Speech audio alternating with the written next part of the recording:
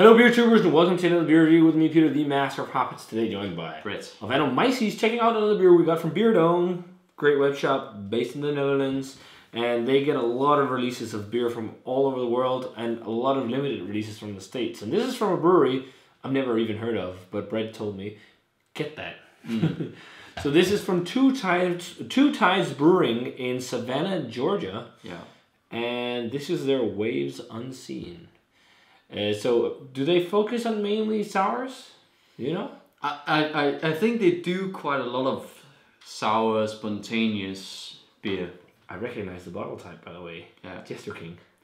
Yeah, and they're also Fontaflora. Okay. Use these kind of bottles. But Waves Unseen, it says it's a oak fermented mixed culture golden sour ale. Okay, mixed culture. So actually not per se spontaneous. No. But it smells 6%. like lambic. It smells pretty It smells like lambic. 6%. Looks like a very nice beer. Yeah. I got a little bit of gunks in mine, but it's like hazy orange. It also kind of looks like lambic, to be honest. Yeah. It's just Like similar. a goose. Yeah, something like that. Nice, little bit of a white head, more foamy when we poured it. But let's check out the aroma. It's very lambic, like it's like oaky, quirky, funky. Yeah. The Americans like peach and apricot. Yeah, big stone fruit. The Americans. Oh man. I really critiqued in the beginning their sours for not being similar in terms of funk to lambic, but fuck, they're getting better. Yeah. Holy shit. This. Damn, I love that. Like, but often the aromas are more so. It's peach apricot. I see that, but there's also like something. Yeah, it's corky, funky. But there's something also. Have you ever smelled like clay, like wet clay? Yeah. Or like when you make the Christmas decorations. Yeah, I see that. Like a minerality to it. But that's kind of that minerally, earthy smell. Wet. Like forest earth. Or, actually fucking top walking through. I was in Hammerbaga for over Christmas doing a nice long hike with my mom and my sister, and I just because it was wet and moist up there, the forest bed. Yeah. There's almost a similar funk to that. And it smells so balanced. Like it smells a bit tart, but also a bit sweet, and Also, I'm getting lots of white wine kind of character. Yeah, loads of that. Also kind of wheatiness. Tropical white wine, usually modern white wines, especially natural wines. I was thinking more just tart white grapes that are kind of funky and oaky.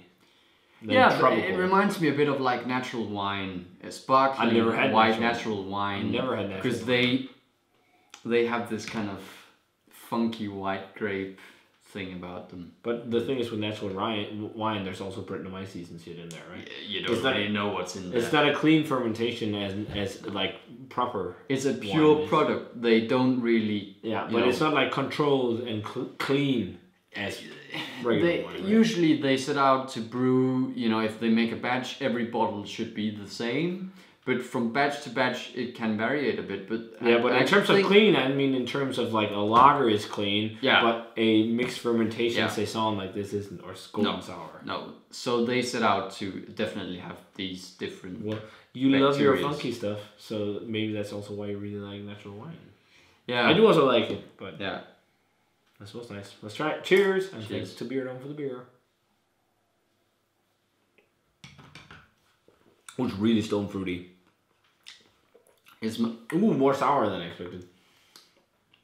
It fades quite quickly. It's not as funky on the flavor, but whoa, it's stone fruity, really apricot. It tastes like you dumped peaches and or apricots in here. On the aftertaste right now, I'm getting lots of green apple too.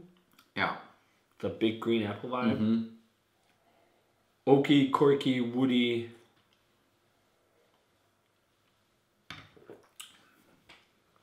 It's really good though. It's really good. Actually, the sourness is not too bad. It's just the first tip. I think it's because for me, the sourness is perfect. Yeah, it's just enough. It's there without being too much. Yeah.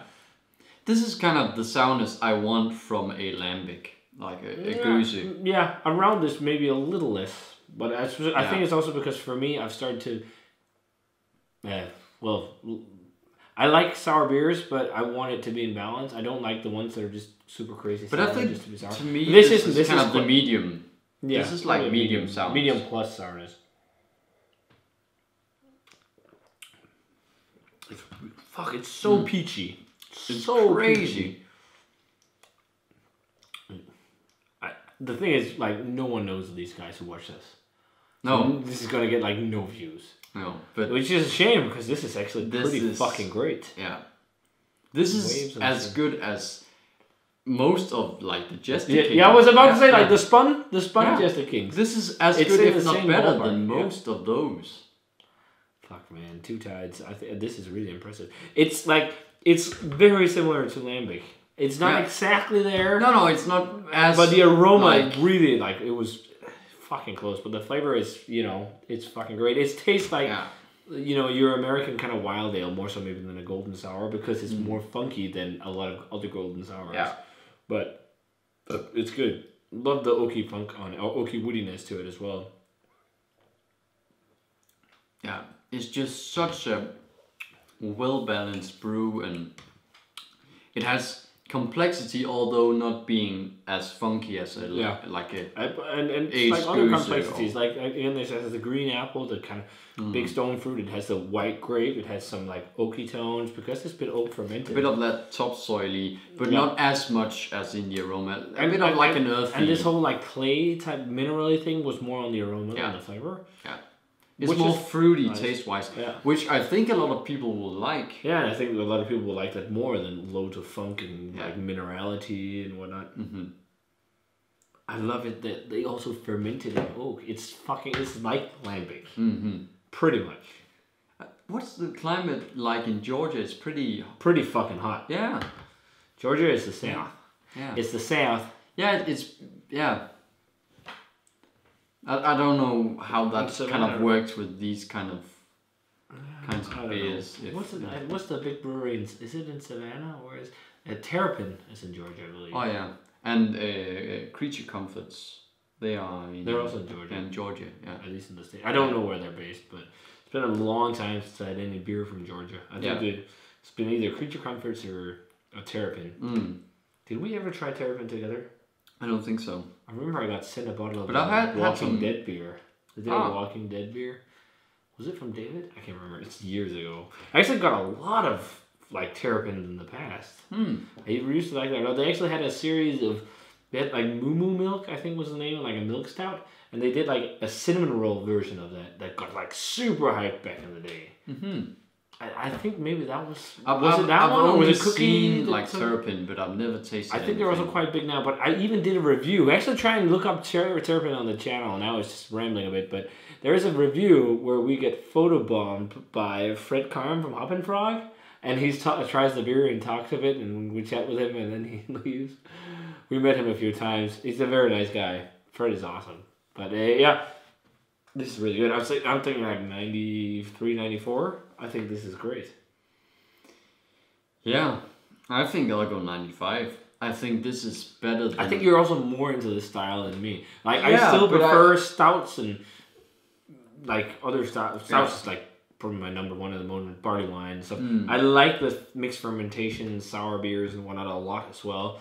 But it doesn't get me personal preference wise as highly ringing as like a really fucking awesome barrel-aged barley wine or stout. But I think I agree. That being said, I think I agree. Generally, I'm more hyped about really good barley wines or imperial stouts, but I think compared to some of the really great Jester King, this is beers I've and you could buy this is on the same level. Yeah, I agree. It is like the Spon, the Spon floor. We've given some of those, especially the Spon floor. We gave that one like 96. I think that was higher, but this is really fucking close. Really up there. Yeah. It's really up there. So I'll give it a 95. Yeah, I think you should try and get some Two Tides, especially Waves Unseen. I don't know about their other stuff, but this seems like it's a promising brewery with just having this one beer, which is and it wasn't too pricey either. So how much was it?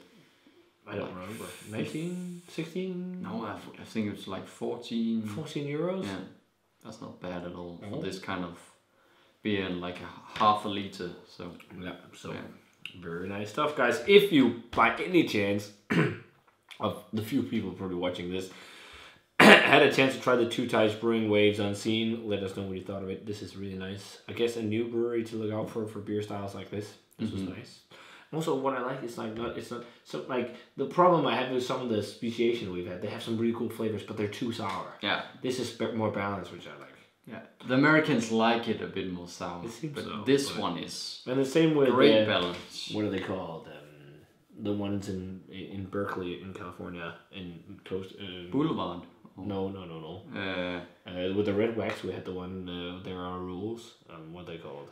I visited Rare Barrel. They're also quite sour, but they're getting better. I think some of the best sour beer in the States currently, like we've had, has been like the DeGard. That's been really amazing, but also like that fucking one vintage. The Garden Jester King. But also that one vintage of fucking Cuba de Tetro was insane. Oh yeah, truly. But yeah. Rambling now, wrapping up, guys. If you had it, let us know. As always, remember to comment, subscribe, check out the Facebook fan page and Twitter and Instagram. Give this video a thumbs up if you enjoyed it. Cheers to Beerdome for the beer. And see you guys in another beer review.